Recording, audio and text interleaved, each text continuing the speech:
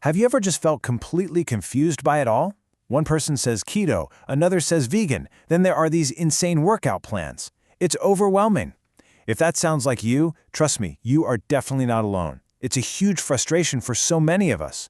So that's what this is all about. We're going to simplify everything. We're going to strip away all that complexity and just focus on the foundational framework that gets you real, lasting results. Sound good? Okay, let's dive right in. The core concept. It really all boils down to one single, non-negotiable rule. If you can get this one thing, everything else about weight loss just clicks into place.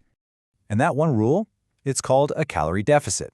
Now, this isn't some fad diet. It's just physics, really. It's simply a state of being where your body is burning more energy, more calories, than you're putting into it. That's it. That is the fundamental science. To make this super clear, let's think about it another way. Let's use a simple analogy. Imagine your body is like a bank account but for energy. So, check this out. The calories you eat, those are your deposits. The calories you burn just by living, walking around, and exercising, that's your spending. So if you want to lose weight, to reduce your account balance, you simply have to spend more than you deposit. When you do that, your body has to pull from its savings account. And guess what that is? Yep, stored body fat. Okay, so we know we need to spend more than we deposit. The big question is, how? Well, the first big piece of the puzzle is smart eating. And I really want you to notice that word smart. This is not about starving yourself, it's about fueling your body the right way. And this quote really just nails it. You don't need to starve to lose weight, you just need to eat smart. This is so important. It's about changing your mindset from, ugh, I can't eat that, to how can I make an intelligent choice here? It's about feeling good, not feeling miserable and deprived. So what does eating smart actually look like? Well, it's pretty simple. We can break it down into 4 key actions. First, get more protein. Think eggs, chicken, beans. Second, add fiber from things like vegetables and fruits to help you stay full. Third, and this is a biggie, cut way back on the empty calories from sugar and junk food. And fourth, drink plenty of water. See, it really can be that straightforward. And here's a great little rule of thumb for when you're at the grocery store and feeling a bit lost. Just ask yourself, does this look like it came from the ground or from an animal? If it looks natural and isn't super processed, it's almost always going to be a better choice for you. All right, pillar number 2, movement. And again, this is all about mindset. We are not talking about movement as a punishment for what you ate. We're talking about building a powerful, positive habit.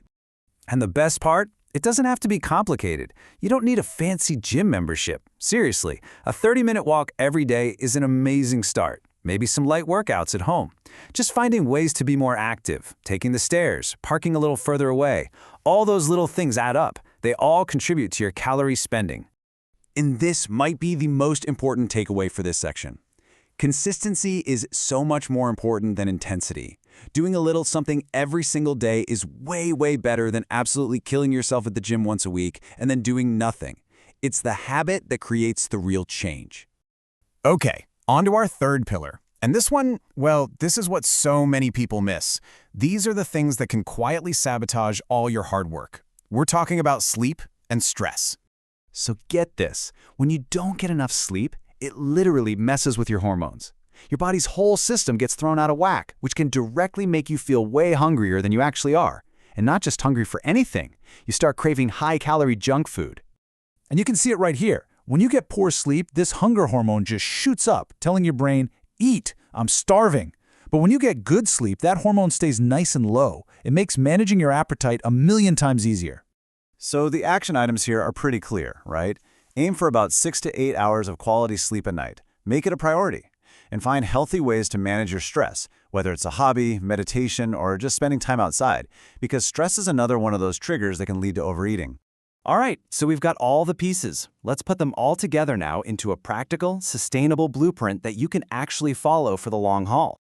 I love this because it's a perfect do this, not that guide. So many of us fall into these common traps. Skipping meals, trying some crazy diet, expecting it all to happen overnight. The smart approach, it's the opposite. Eat consistently, make balanced choices, and be patient with yourself. Remember, this isn't a race, it's a journey. So let's just hammer home the core principles of our blueprint one last time.